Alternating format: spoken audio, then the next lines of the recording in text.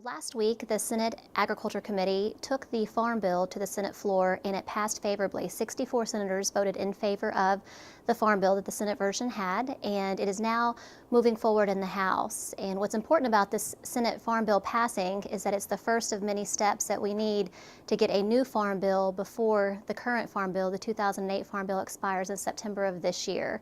In NCBA, our general membership, were very pleased with the version that passed the U.S. Senate. We had a few amendments that we were very nervous about and concerned about, but happy to report that they did not have enough support to even come for a full vote in the U.S. Senate. One of those amendments that we want to say thank you for our grassroots engaging on is one offered by Senator Dianne Feinstein from California. And this amendment is to solidify an agreement that was made between the Humane Society of the United States, HSUS, and the United Egg Producers, UEP, that for the first time ever would have Congress mandating production practices for food-producing animals. And this is an effort in an area where our cattlemen were very concerned about the precedent that would be set for Congress to now be in the business of telling producers how to raise their animals, not producers, not animal scientists, not veterinarians, but the U.S. Congress. So we were very pleased, and thank you to all the grassroots and our producers and membership who reached out to your senators. We are now turning our focus onto the U.S. House. It's been reported that the House Agriculture Committee will mark up their version of a farm bill when they return from the July 4th recess. They're looking at a date of July the 11th. So NCBA is going to continue to engage with members of Congress on the House side and make sure that we clearly represent NCBA's membership priorities. Another priority area that NCBA was very engaged on was on the conservation front.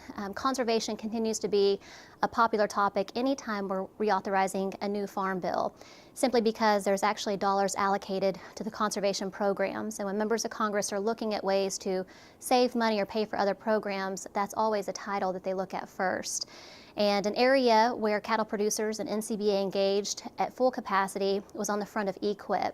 EQIP is a cost share, it's a voluntary program that our cattle producers can utilize to help be in compliance with a lot of the environmental regulations. And we're happy to report that on the conservation front with EQIP, there will be no changes made to that program in the Senate version of the Farm Bill.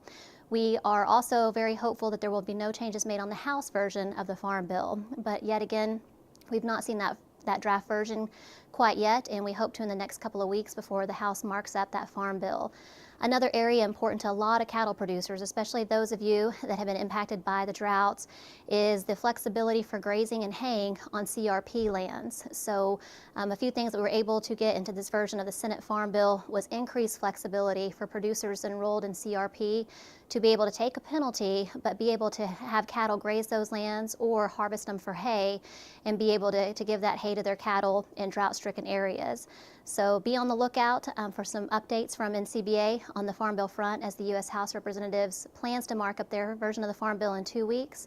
And then we'll be also looking for floor time as well in the month of July for the U.S. House. For more information, visit our website at beefusa.org and our blog at beltwaybeef.com. Also be sure to check out our Facebook, Flickr, and Twitter pages.